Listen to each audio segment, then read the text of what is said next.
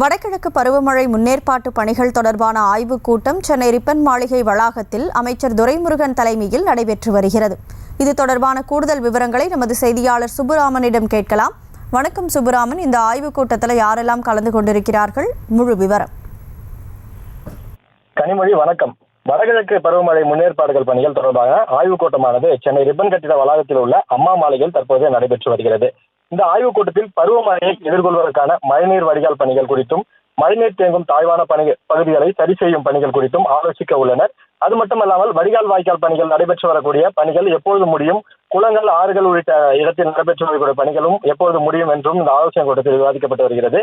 இந்த ஆலோசனை கூட்டத்தில் நீர்வளத்துறை அமைச்சர் துரைமுருகன், நிர்வாகத்துறை அமைச்சர் கே நேரு, பொதுப்பணித்துறை அமைச்சர் ஏவா வேலு, விளையாட்டுத்துறை அமைச்சர் உதயநிதி ஸ்டாலின், தாமு அன்பரசன், மா சுப்பிரமணியன், சேகர் பாபு, மேயர் பிரியாராஜன், மகேஷ்குமார் உள்ளிட்டோர் இந்த ஆலோசனை கூட்டத்தில் பங்கேற்றிருக்கிறார்கள்.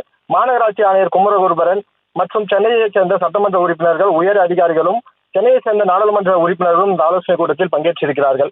சென்னை பெருநகர மாநகராட்சி, சென்னை பெருநகர குடிநீர் வாரியம், நீர்வளத்துறை, நெடுஞ்சாலைத்துறை, மெட்ரோ ரயில் நிறுவனம், மின்வாரியம், ரயில்வே துறை, BSNL உள்ளிட்ட துறைகளுடன் உள்ள அதிகாரிகளையும் இந்த ஆலோசனை கூட்டத்தில் பங்கேற்றிருக்கிறார்கள். இந்த வடகிழக்கு பருவமழை முன்னேற்பாடுகள் பணிகள் குறித்த இந்த ஆய்வுக் கூட்டம் தற்பொழுது நடைபெற்று வருகிறது.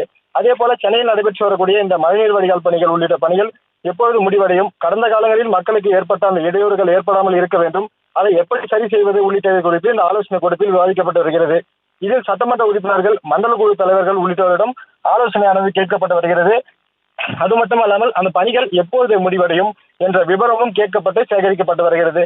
வரும் காலங்களில் மழைக்காலங்களில் மக்களுக்கு இடையூறு ஏற்படாமல் இருக்க வண்ணம் நாம் என்னென்ன நடவடிக்கைகளை மேற்கொள்ள வேண்டும் என்றும் இந்த அமைச்சர்கள் தலைமையிலான இந்த குழுவில் ஆலோசனை மேற்கொள்ளப்பட்டு வருகிறது. விவரங்களுக்கு நன்றி சுப்புராமன்.